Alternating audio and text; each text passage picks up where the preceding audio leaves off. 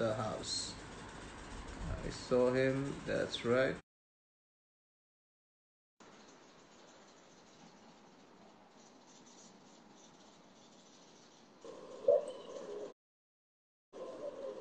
Hi, Romit, how are you? How are you, sir? How are you, sir? All good? I'm very, very well. How are you? Good to see you. And good to see you too. And how's it going in Chandigarh?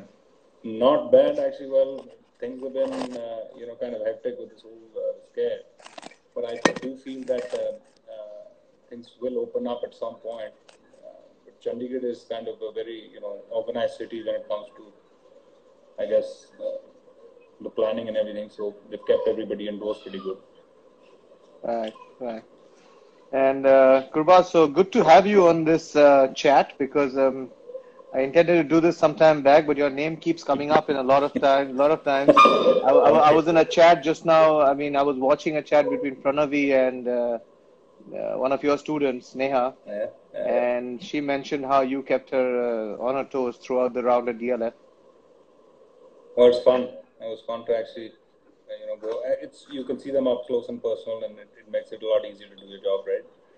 Right, absolutely. So it actually is fantastic when actually a coach and a mentor steps out on the golf course with his or her students. And Yeah. I think that's where you come from. You're a passionate golfer. You've always been a great junior, great amateur, super pro golfer. I think you went into college golf also for a bit before that, and into a very, very big university, a top university like Arizona State. And I think you've got a lot of experience that we're going to take out of you today. All the guys watching Yeah. in are going to take a piece of you. So All you're going right. to be mentor to a lot of guys over here. Yeah, Hopefully. guys and girls. Yeah.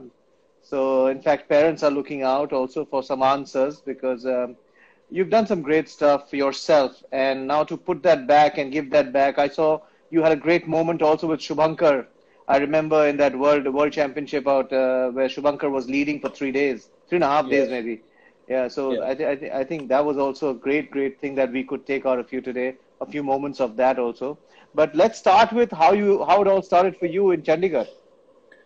Well, I think golf happened to me by chance. It was not really exactly the sport I had in mind when I was growing up. I enjoyed playing my soccer. I really enjoyed playing tennis.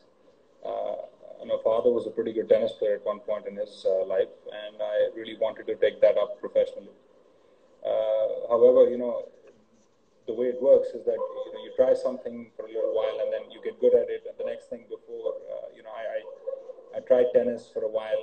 I just couldn't get better after a certain point, and then I couldn't really get enough competition, and I wasn't really getting the breaks I needed. And at that point, I just played a couple of rounds of golf with a couple of friends, my family, and for me it still felt pretty boring. But then at about 13 or 14, I started hitting the ball pretty good, Right. and I actually started getting formal lessons and training very late. I started learning at about 14 from a coach by the name of Amar Singh. He's no more. And my initial lesson or two from even I remember Pal Singh, and Pal Singh. Yeah, yeah, And then Pala. I went, yeah, and then finally I went on to work with Simran Singh, Mr. Simran Singh, who's Amritandra's father. Yeah, yes. And from there, Alessio Koki, and then Jesse Garewal, who was my coach for the major part of my career. And then I also spent some time with Donato, and I worked with you also, if I remember, at the junior training program Yeah, in yeah, Nave absolutely. Valley. Yeah. So it's been a nice sort of career for me. I never thought I'd make a profession out of it, but then it turned out to be where I enjoyed it enough, and I played well enough, and it became a profession at some point. I chose to play collegiate golf, and the reason I did that was I wanted to see what college golf is all about, and also sort of keep my options open, if you know what I mean. That Right, just in right, case absolutely. I don't get good enough to play, or just in case I'd like to get a degree, and also to understand what the competition of players in college golf is like, and especially a college like Arizona State, which is top five. Uh, Most of the time, it stays top five, year after year. So I think it was an important decision that I either go to college, to a college like Arizona, or turn pro. And at a similar time, I remember Shiv joining Purdue, Purdue. And however, college golf didn't treat me the way I thought it would, because the competition was pretty harsh. Just to be able to get to compete in a bigger tournament, you had to outplay about 11 guys, and the coach would always have about 2 or 3 players who, the seniors or the players who played better the week or before or week or two before.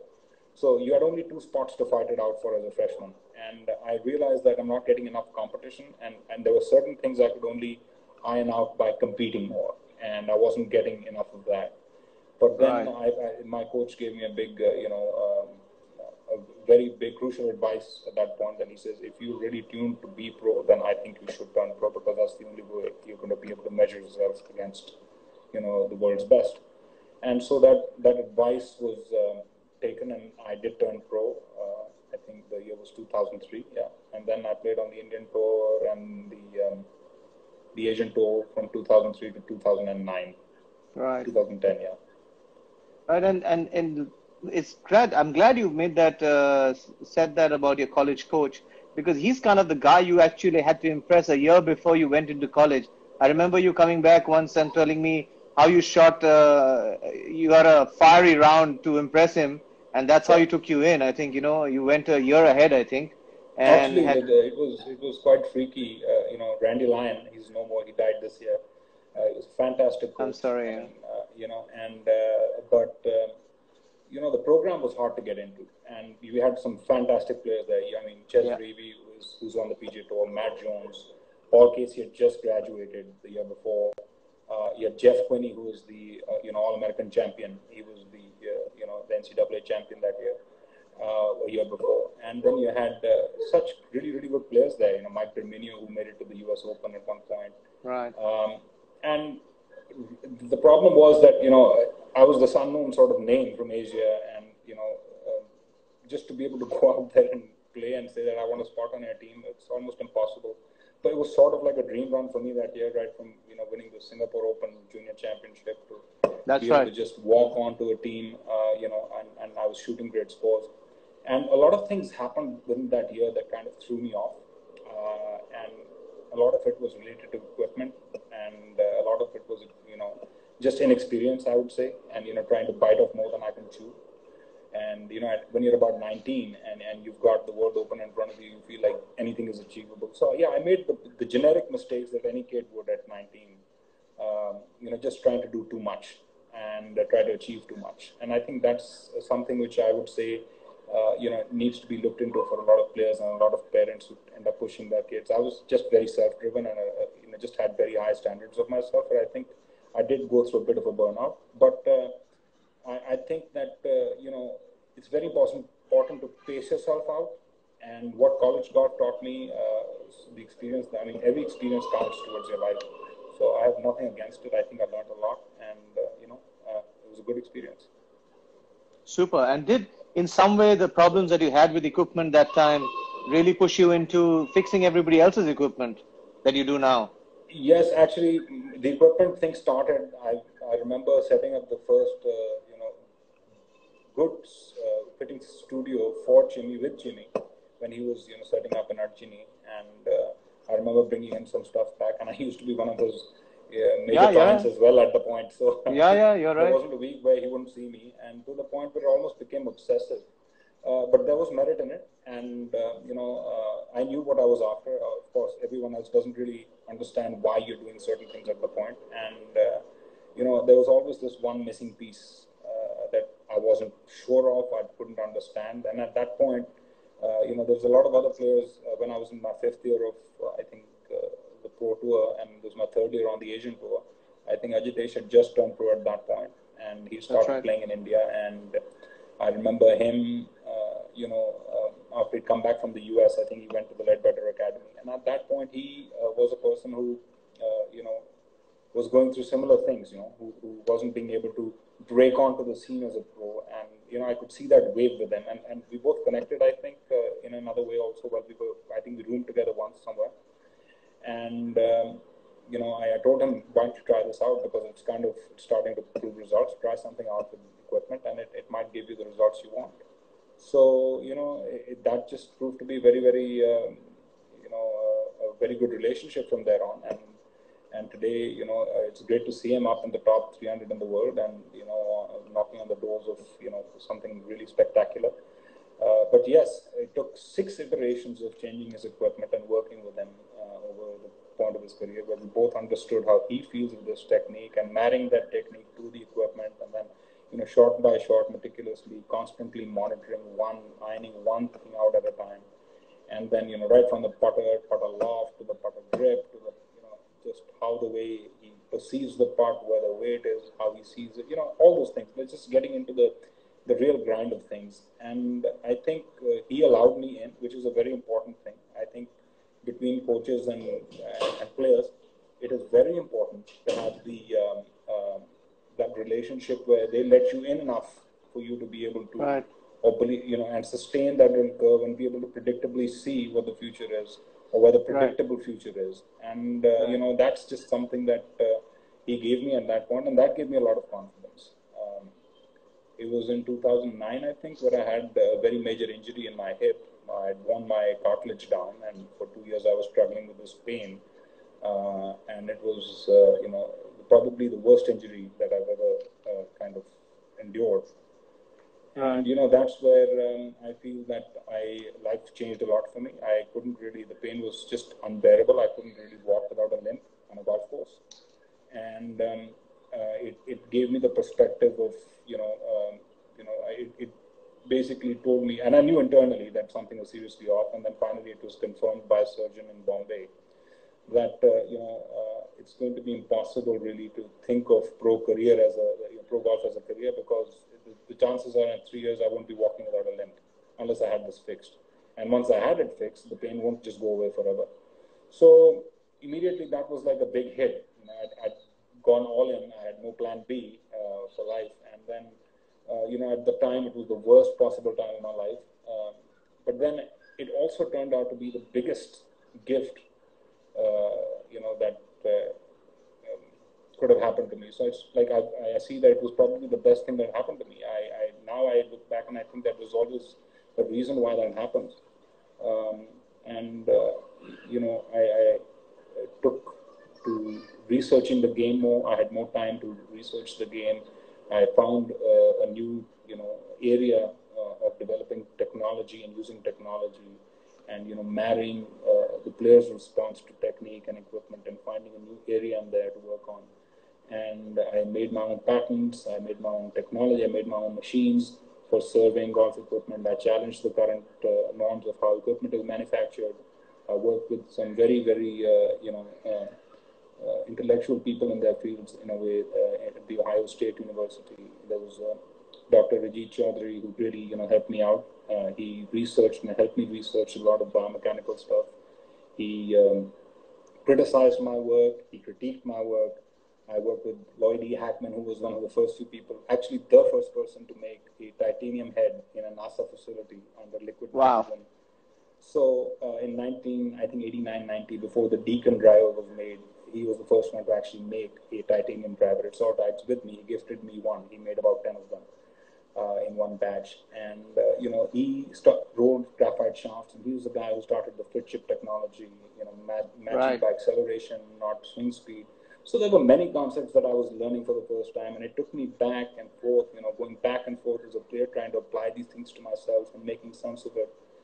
And then before I knew it, there was 4 or 5 players who started winning, and some of the other players who were corroborating what I was saying. And I started feeling like I'm winning again with them, and the results, as you can see, have been quite spectacular. And today I'm just proud to say that, I'm working with about 5 players for many things. I mentor 5 players on the Pro Tour, but I also fit clubs with 50 pros on the Indian Tour, including including the classics like Vijay, even now, Vijay Kumar, and I grind Jeeves wedge by hand now.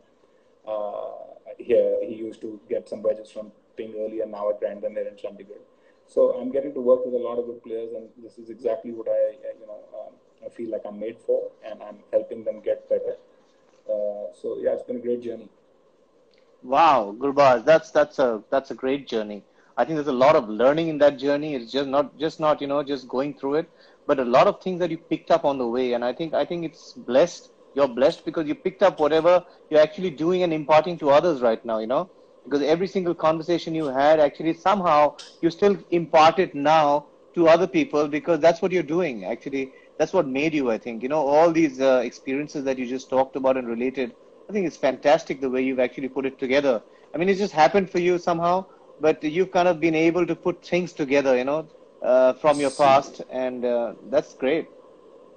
Yeah, I would think I've been lucky with a lot of people who supported me right from home to the people I've met, and the confidence that they've had in me. And I think life is a journey like that. You hit roadblocks, and yet at the same time, some doors open up. So it's been a mixed bag for me. Like, if my career was at one point, where I was very close to winning on the Asian tour, and I think Bhullar and I were very close to keeping our card. And that year, he kept his card, where Cambodia was the last tournament we had to play, and I was in 14th place. I needed like a 66. He needed a 64. He ended up actually shooting 64. I ended up shooting like a 72 or something, and or 74 or something. And then that's how close it gets. And then the really next thing is that he goes through an injury like that, and the injury happened to me because of advice which I should have either. I don't know whether it was available at the point or not, but I used to do a lot of road running, and and so what happened was the constant sort of jerking to the hip, and I was a heavy built guy, and that hip just wore down, the cartilage wore down. And that's what I see sometimes. A lot of players today who are going through injuries are just over gymming themselves to this, and they're overusing their bodies. One thing is to be fit and be injury free. The other thing is then just wearing your tendons out. You can build your muscles, but your bones and your joints, they have a life and they have an age. And so if you overuse them, you're actually working against your body. And I just, like I said, I just was kind of a very harsh, hard taskmaster. I used to, work out really hard, and I used to love to run on the road, and that was a big mistake. So these are small mistakes which kind of, can become really big and bad for you over a period of time. And so I took a lot of that, now into my experience when I'm helping these players, and I see these kids trying to hit the ball long. I say, how do you hit the ball long? Did you gym a lot? And I'm thinking to myself that, no, I really didn't do too much of that. Yes, I did some of it. However, I'm paying the price for trying to overreach and overachieve at too young an age. And that injury still sticks with me till today. I do find some pain every now and then. It's a lot better after the surgery. But, this is something which the parents and the players need to watch out for. It's happening in front of our eyes. I'm not going to take some names, but look at Tiger, for example. He's gone through 6 surgeries. Right. How many of us can afford it, really, to be able to do that, find the best surgeons in the world and do it? So it's a skill sport. Stick with the skill, learn your skills, spend your time learning the skill first, and then everything else. And, that's kind of like my basic advice to most of the players, even my own players, or even myself, when I'm trying to, get back to the game for fun. Don't try and overreach. Don't try and hit it where I used to hit it when I was 21. But learn to hit it better with more quality. So increase the quality of the shot, and strike, and the ball flight. Quality is the way to go. Yeah, I don't know if I've shared this with anybody else, or does everybody know? I mean, people who obviously were playing with you in your time obviously have been a victim of it. But GURBAAZ used to be this. I think he's the longest hitter that I've seen in this country. It was unbelievable what he could do with that ball. At the age of 16, 17, I remember once walking with you. I think you were preparing for, I think, the Singapore Open or something you were going to go for. And we went to ITC, if you remember, with a Bushnell. And we wanted to see how long your yardages were. So we were playing and we were going on monitoring the yardages, which were always beyond 300 yards. But on this particular hole, I remember at Classic Golf Resort, there was a hole, the number 8 hole, if I could remember. And we looked for his ball and looked for his ball and looked for his ball and couldn't find it. We went past nearly all the way to the green. And then as we said, okay, forget it. We just dropped the ball and played. And suddenly, about 15 yards short of the green, I think there was that ball which you hit the first time. And it was in a depression where we would never see it because it was so close to the green. I mean, that hole is itself, I think, a 440 or something. But you hit it so long. I mean, that was humongous long. I mean, I remember that quality of yours. You were just beyond everybody. Your 7-iron was 200 yards on the fly and stuff like that. Yeah, see, that's where I say that, okay, distance is good, but it came at a cost. And, that's right. And that cost is very heavy. You don't realize it when you're younger. And, of course, my technique was very different than what it is now.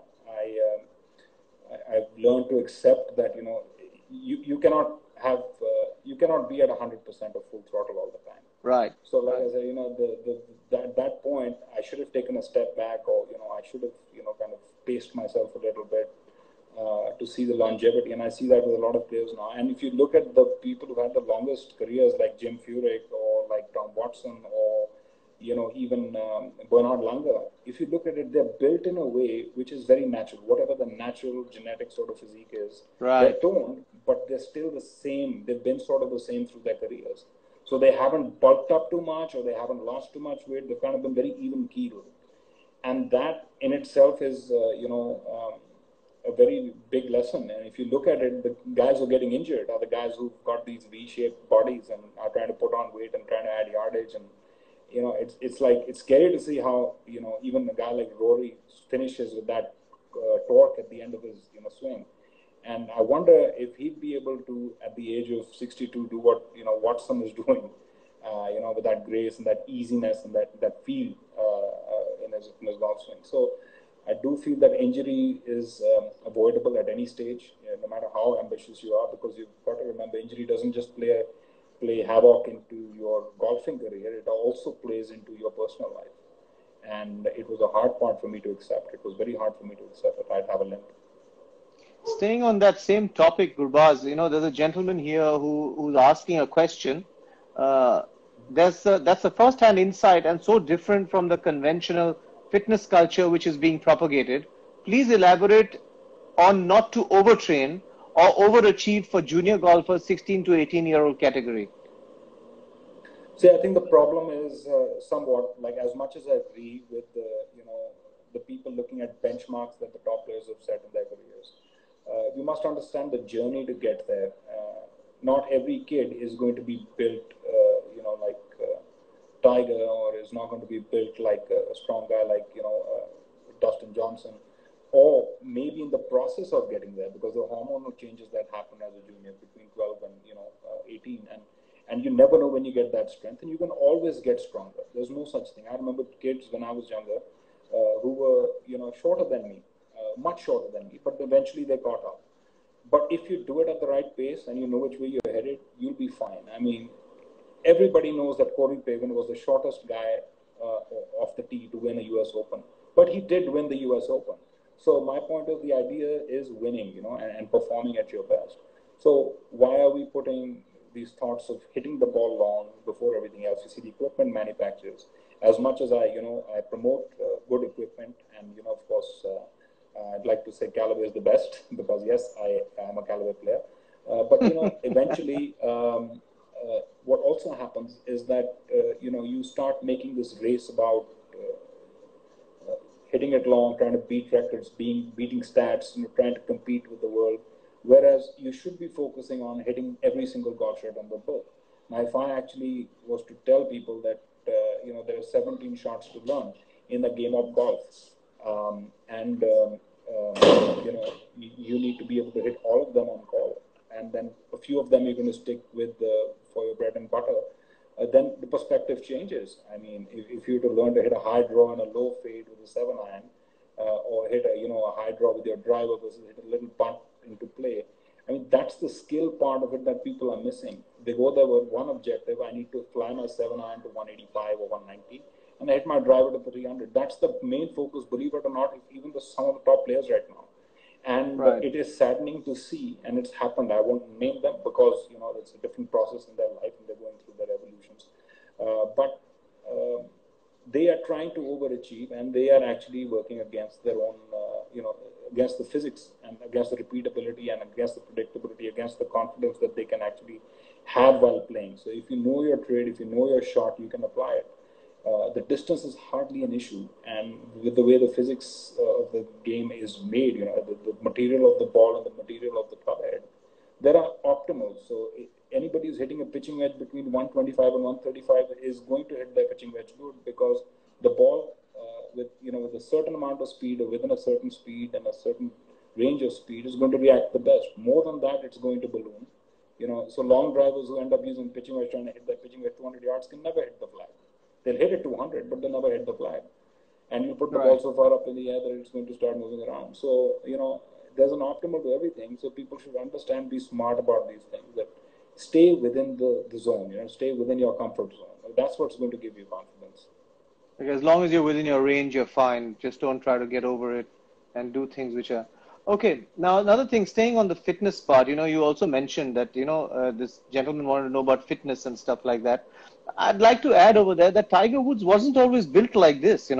Tiger Woods was a skinny guy. He wasn't like the biggest buff guy out there on tour when he started out. Right in the beginning, even Rory wasn't as fit as he is today.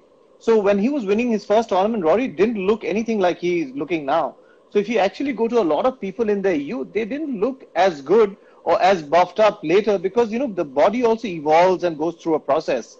And you can't do everything, you can't put everything in the bag before you turn pro. So everything should happen through your career and your golf swing starts accommodating and adjusting to it. So I guess hurrying the process up doesn't make any sense. A lot of people try to put everything there, say, oh, I have to be physically fit before I turn pro. I have to be good before I turn pro. I need to hit it 300 yards before I turn pro. It can still happen as a process. I don't think there's no hurry to, these guys have no hurry there. Great. Another one coming up for you, Baz. Hey, champ. Using this opportunity to gather knowledge for some of the best veterans in the country. So quite the honor. So this is, I guess, Gaurav Upadhyay. I lost you, Baz.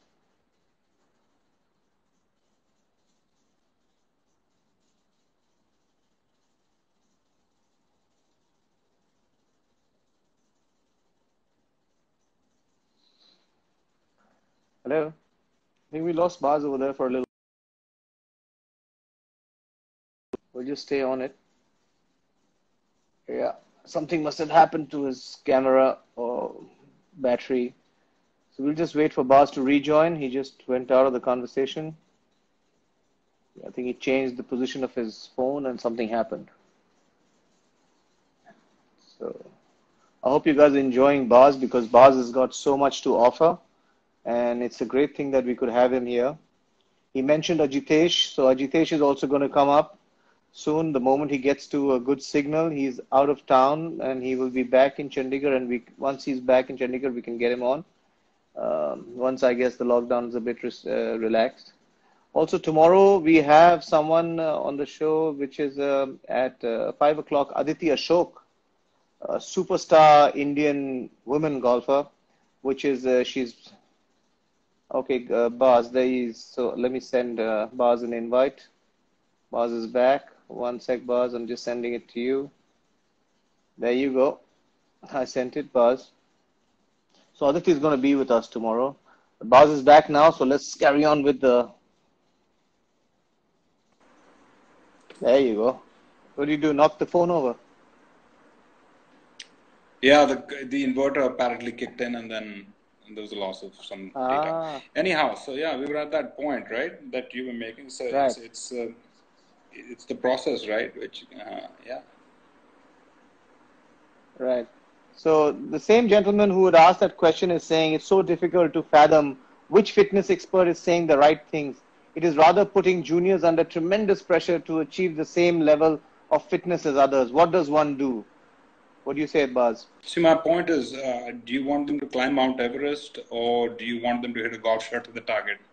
And, that's the main thing. I mean, you can make them as fit as you like. Of course, it gives you an edge. And then, of course, there's so many things. You need to be fit to hit it long. If you need to be fit to be injury-free. I can tell you from my personal experience that I know at least 7 injuries that have happened in front of me in a gym. And this is when people are just trying to overachieve. They've either pulled a muscle or a back. There was a great junior player in India who had a bad back as well a little while back. It's happened to everybody, and people just don't understand that your body is like a machine. You need to oil it well. You need to rest it. Even golf is a very, very debilitating sport because you're putting pressure on your spine, you're putting pressure on so many things, I'd love to start running again, but I know if I do, I'm going to hurt that hip even more. And I just, is one of the exercises that I used to love to do. But we just have to be smart about it. Everybody should be physically fit, yes, but just avoid injuries at all costs.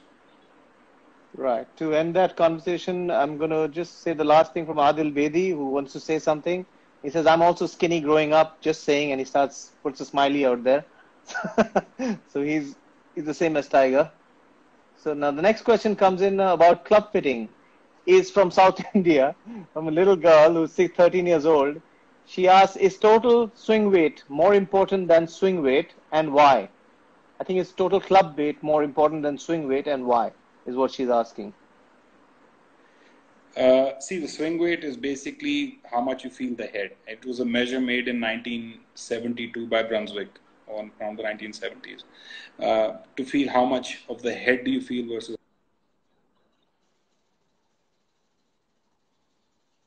I lost you again, Buzz.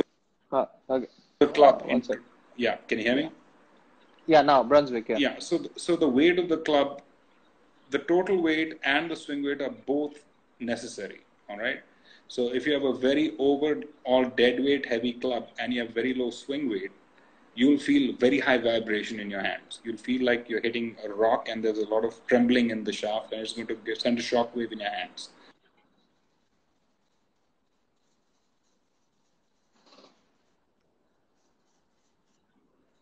Yeah. Getting some calls. You're back. You're back. But you if you put on end DND up, if you want, yeah. So if you, on the other hand, start getting too many, if you start playing a club which is too heavy for swing weight with a very light dead weight, this shaft is, and you're not going to have any kind of control over the club head. So the torque of the shaft starts to get affected. There's a balance, and generally the balance is, with every 10 grams of swing weight going up or down from, let's say, 100-gram weight, you should stay between a C8 and a D2. So if you play a very lightweight shaft, you can go down to a C8. You'll still feel the club head. And you go up to a 130-gram shaft, you need to play at least a D2 to be able to feel the club head.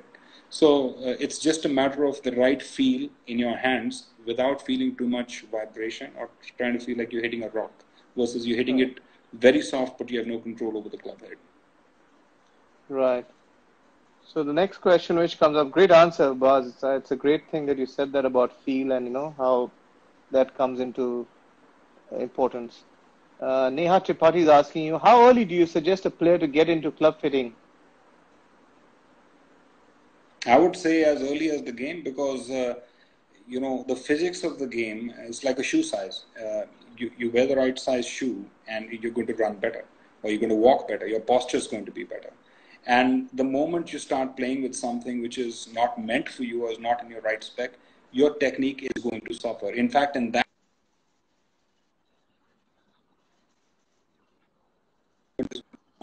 compensations, coach will be trying to find compensations only to no end. And those compensations are actually making you more competent rather than making you worse. So a little kid takes his daddy's club. His hands are obviously not going to fall under his shoulder line. And so your technique and your equipment are married. They have to be together. And so the process of golf starts with getting the right club and then the lesson. So in a way, the equipment is unnecessary. Remember, it's the tool that you're striking the ball with. You can actually do without a coach, but you can't do without a club to hit a golf ball. So the club comes first. That's right. That's right. So the club, if it's fitted to you, just makes sense whether there's a coach or not, and you'll learn the right way. But if you use a wrong club to start off, and whether you had a coach or not, you still won't make the correct swing because, as you said rightly, that you'll start making compensations for it, or the coach will start making compensations for it if the club is not fitted right. I said that again. I recapped that again because we broke up in the middle a bit, and they kind of might have lost that flow of what you wanted to saying, what he was saying. Okay, another question comes up: does making the club upright make the length of the club increase? Effectively, yes. So for every half an inch of increase in the shaft length is a 0.7 increase in lie angle. So 0.7 degrees that question is going upright for every half an inch. Right. So how does a junior player decide about when it's time to have his club fit or refit? I guess you just answered that question. That there is it's a process. You can say that again if you want fitting to. Is not an overnight. Yeah, fitting is a process along with teaching. Every 6 months, it's important to keep checking everything you have. check your basics. Do Absolutely. you have 6 months later? Do you have, just look at your lie angles. The lie angle is a very important part of golf. It is it has a direct correlation to your swing plane and your setup. So I think that is a very major check that everyone needs to get every 6 months if you're a performance player. And even for recreational players, I think once in a year they do need to tweak their clubs to a scale, so at least they can have some sort of a balance between all 14 clubs in the bag. Okay, so great stuff there, Baz. Your education into club fitting is kind of first hand, and you've actually learned it on the job, and which is the best thing to do, because as a player, once you learn it, things actually you understand it much better. Rather than a guy who's never played and just becomes a club fitter without seeing it. So you're a teacher, you're a club fitter, many hats. But let's talk a little bit about the CSR stuff that you did in America. So someone asked, Yeah, so and yeah. Go ahead. yeah, it was always my dream to play on the PGA Tour, and there was a summer when most of us didn't have much going on the Asian Tour. I'd invited about 8 or 10 players to get their tickets because we hadn't raised the funds yet, and I didn't have enough money. But I could only afford a few tickets, which I did, and then I called them all to reach New York, whereby we got a van, which we took. It was a Mercedes Sprinter. We could fit about 10 people in there, which we did somehow because we had to. And then we had our golf bags, and we got pretty good at it by the end of it. And we drove about, I'd say it was just over 14,000 miles. I think if you think about how much that is, it's a trip to New York by car and then halfway back. So maybe like if you go drive from New Delhi to New York and then from there to London.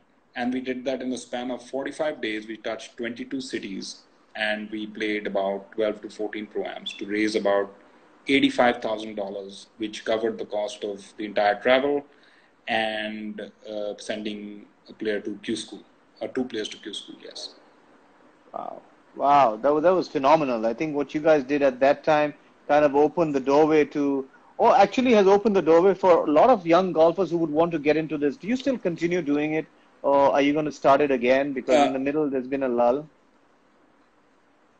Like you said, Romit, I've been wearing multiple hats, and That's right. unfortunately or fortunately, that's a good thing. I have a lot of things going on, but I would say that we have our contacts in the United States, in the sense that all the players have been able to make a network of golfers who now know who we are, or who the Professional Golf Tour of India is, or what we do and how our ultimate, frankly, the RBG, which is the bottom, our official body,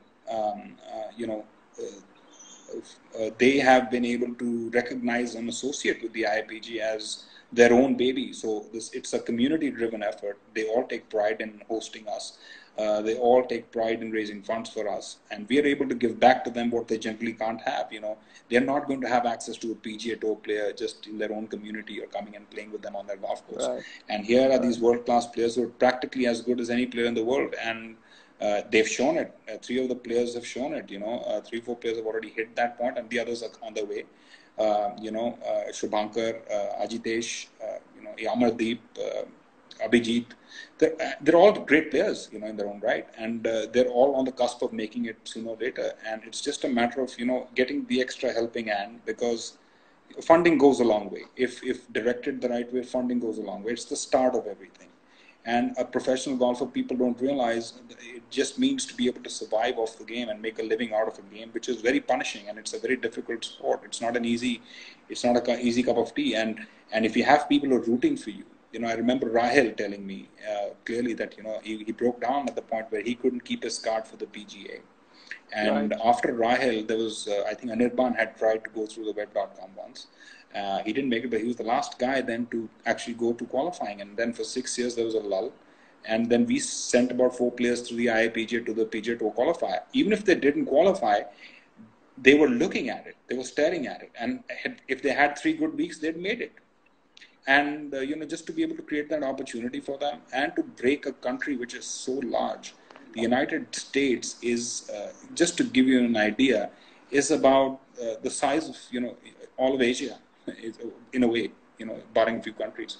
And this, Texas is almost the size of India. So just one state is the size of India in a way, or two states are the size of India.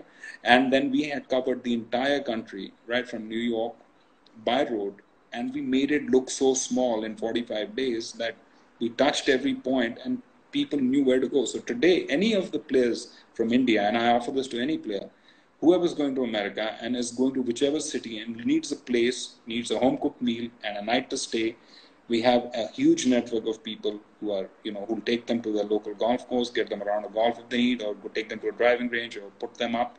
And this is exactly what Rahil didn't have. He was staying out of hotels and spending money every week on caddies and hotels where eventually, it got the better of him. And I'm pretty sure Rahil was as good a player as any to make it to the PGA Tour. You know him, I know his game. Yeah. He's just a fantastic ball striker at that point, and we just needed something like this to keep him there. And if I look at how much funding there is on the Indian tour, we are still very far from what it would be lucrative enough for a player to be able to make it here and then be able to travel abroad and play. The decisions are going to be different. The call on every shot is going to be different. You're making cut and you're one shot inside the cut line. You have a 5-wood to a green on a par 5 over the water. I'm pretty sure that's the choice difference that you're going to make. Either you're going to put a 7-iron play, know you're going to make cut, or you're going to take that 5-wood because you have the shot. And that decision, when you have about $3,000 or $4,000 every cut that you're making or missing, that it changes your ideology.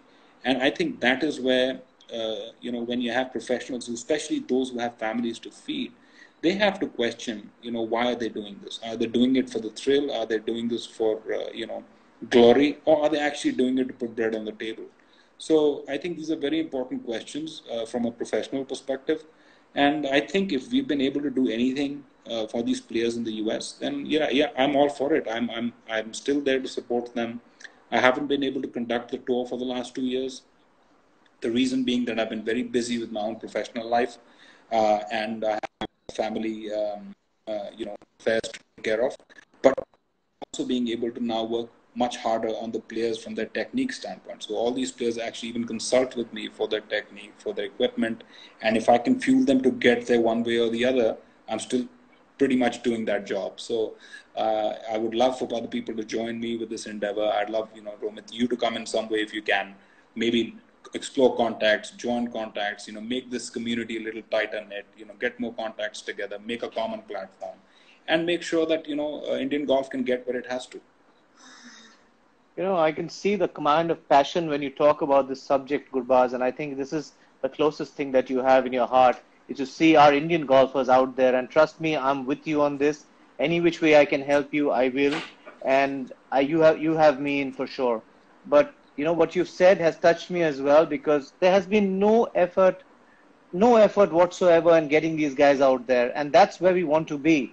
And that's what every single golfer growing up for, like Amardeep said that day, you make a putt and you say, this is for the Masters, this is for the US Open.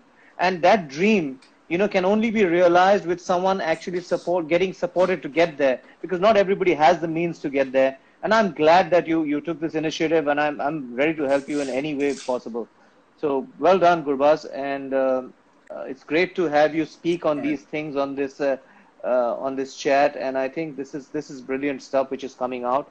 And I think a lot of people like Digraj is watching, and he's also seeing this. And Digraj also can help us in a lot of ways. He has the wherewithal of also approaching corporates and backing this up.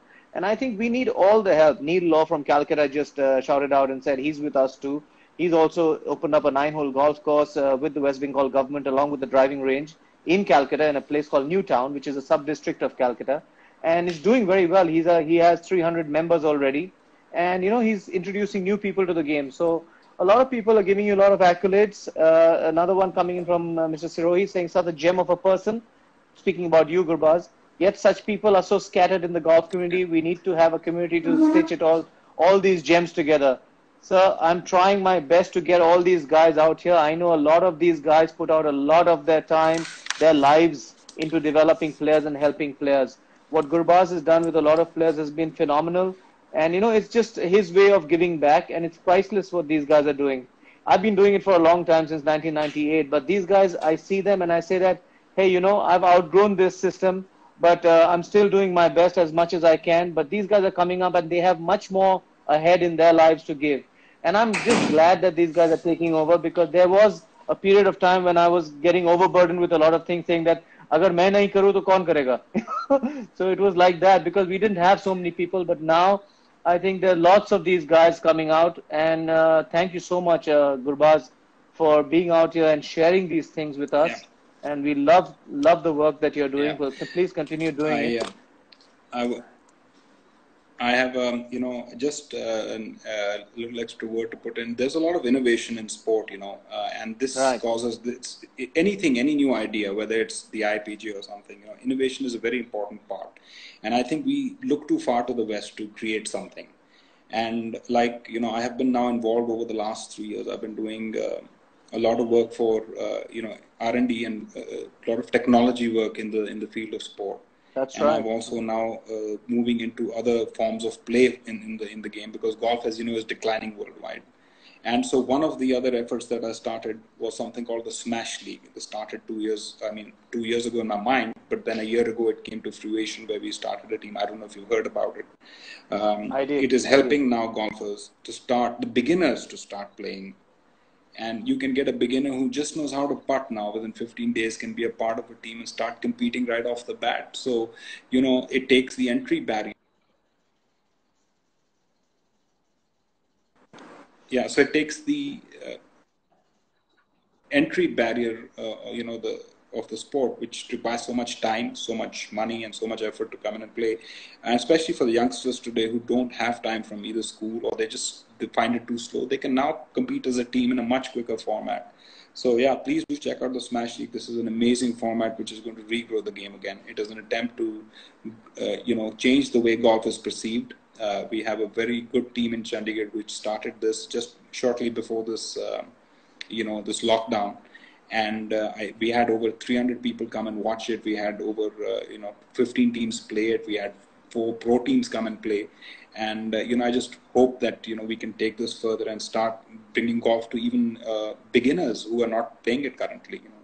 Grandchildren of grandparents who play, or parents who don't have the time from the corporate world to come and play, because this is the only way they can do it much quicker. Right. Fantastic, Gurbaz. Super. See, this is another initiative I started. It's called Golf Nines. It's a shorter format again, Okay. just like you said. Okay. So it's a smaller format, but we're doing a lot of things. You're doing, a lot of other guys are doing. Neil's doing in Calcutta. I see GURBAAZ doing his little bit in Delhi and around Delhi, and lots of guys coming with some great stuff. And good to have you on board. Let's hear another few questions here. Okay, last question before you go, Gurbaz. Tell us a little bit about that caddying experience at with all the biggies out there, Phil Mickelson and the works. I mean, it was a big thing, right? Yeah. I mean, you were within that, under pressure. Guys were leading, yeah. So luckily, I had about 4 guys from ASU who were there. Ches was there. I met him. I played golf with him. I met Mickelson before. Tim Mickelson was head coach after Randy Lyon, and so I knew him from before. And he started caddying for Phil. And so for me, I know these guys from a long time back. And I got to make very close friends with Peter Jacobson, who was absolutely a gem. Got to meet with David Duval for the first time, and spoke to him about his experiences. And honestly, these are really nice, down-to-earth guys. And there was a little episode with Mickelson where he was on the practice putting green, and we went up to say hi. And he thought we were the media because we were brown. We fitted in very well with the other Mexicans. But it was a great experience. I don't think it could have been a better week for an Indian player, because the crowd was absolutely pushing Shubhankar, and they wanted him to win more than anybody else. Of course, they love Phil, but you could hear it in the roles. It was Shiv, it was Phil, and it was Shubhankar. It was Shubhankar, Phil, Shubhankar, Shubi, all that stuff was going on there, and Sharma and Phil. So, but the thing is that at a certain point, they're all just there to do a job. And I could see it in them. I could see that what's amazing about Phil, or a guy like him, was that he was there with the same heart, I think from the very first day he might have turned pro, because he was intense. He hadn't won in a while. He wanted to win. Though we were leading, Shubhankar was leading, you could see the intensity. He was huffing and puffing just like a college player out of college who just turned pro. You could see that intensity on his face. So it was kind of good to see that no matter what age these guys are at, for them the discipline is still the same and they're still in love. And I see that a lot with even Jeev today. He plays every round with the same intensity, and it's amazing how he can still keep up with that. Everything for him is which next week he's going to play, how he resets his mind. And it was amazing to see that all these guys are built exactly like that. That is the one common denominator that has put these guys apart from everybody else. So this is another thing which I think is missing or gets kind of lost in translation, is the love for the game. To be able to have that intensity and that love where it stays, there's a passion to the whole thing. And yes, there was a lot of passion I saw in all these players. It was great to see, someone like Peter Jacobson, who now who's a commentator for the event. And then you had Phil Mickelson, who's such a great player. And then you had other guys like, Turtle Hatton, the youngsters were coming up and playing. And you had Dustin Johnson, you had, Jordan Spieth. But for me, really, it felt like it was just another golf tournament, because these guys were actually very, very easy to talk to, very approachable. And I think there's a big sort of aura around them for sure, because the fans just absolutely love them. And that's definitely a big stage. In the end, they're just human beings, just like us. And so it was good to see that, that there was a lot of things which, I would have perceived to be different. But yet it was fun, Right. Super stuff, yeah, Gurbaz. I think this was a great session we've had with you, and lots of learning, lots of things that you're doing. Thank you so much for being here today. And to all the viewers out there, I would like to also appeal, while you guys are still here, that please do reach out to a lot of people at this time who can't really help themselves, and help them out in any way that you can. There are lots of things going around, lots of caddy funds, lots of people raising money. Help them out if you can. From your own account also, if you want to just go out and help someone, go ahead. If you need any contacts, you can contact Gurbaaz, you can contact myself. You have our handles out there, so you can always write into us if you want to ever reach out to anybody. But we'll be glad to assist. And Gurbaaz, thank you so much for being here, and be safe. And we'll definitely take this forward. We know what has to be done, and we're just going to start doing it. Rishi said it, Brandon is saying it, Degrad said it, lots of other players on this thing have said it, that, let's just get this done, because it's overdue. And I think life has given us a second chance here, and let's see what's on the other side and build it again from scratch if we hadn't built it well last time. So let's redo that stronger than before, and hope to see you on the other side of this lockdown, Gurbaz. Definitely will be in touch. Thank you. All right, absolutely. Very nice to be here. Thank you. Thank you so much, Romit. Thank you, sir. Bye-bye. Bye, guys.